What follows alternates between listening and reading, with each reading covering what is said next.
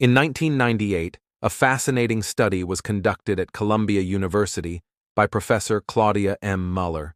She brought together a large group of fifth graders and had them work on a series of challenging puzzles on their own. No matter how each student actually performed, they were all told the same thing. You did really well, better than most other kids. Then the group was split in two. Half of the students were told they succeeded because they worked hard. The other half were told they succeeded because they were smart and naturally gifted.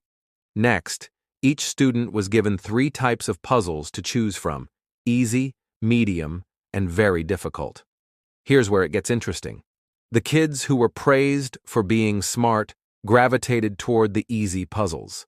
They avoided the hard ones almost entirely, and overall spent less time trying to solve any puzzles.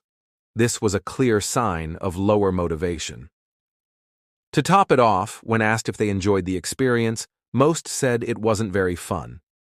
In contrast, the kids who were told they succeeded because they worked hard did the opposite.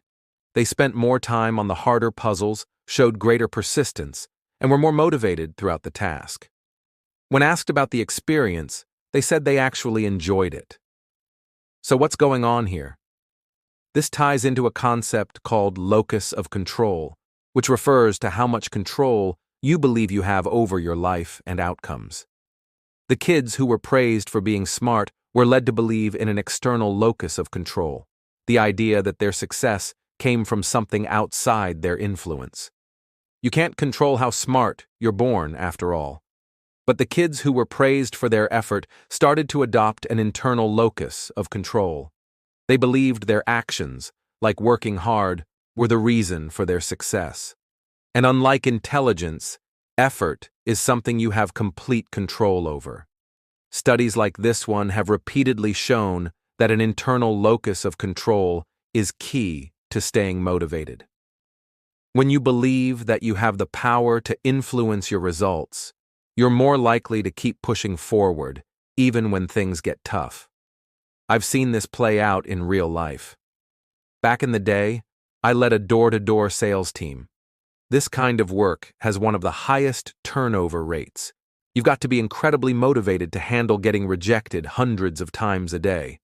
Over time, I figured out how to spot who would actually last.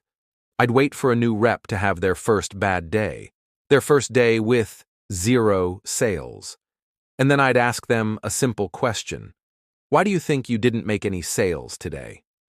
If their answer was something like, the weather was bad, or it's the weekend, people don't want to be bothered, or that neighborhood just wasn't good, I'd immediately know they weren't going to make it.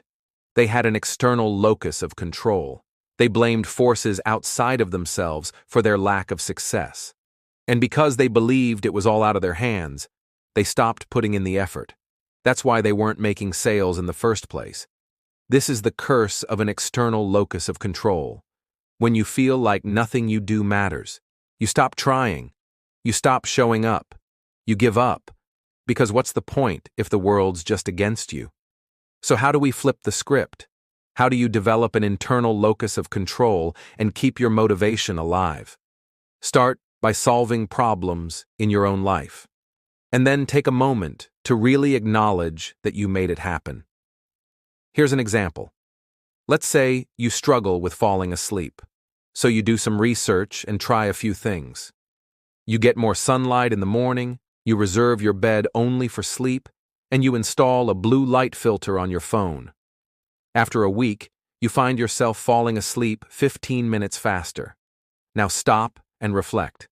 Say to yourself, that worked because of the actions I took. I made the change.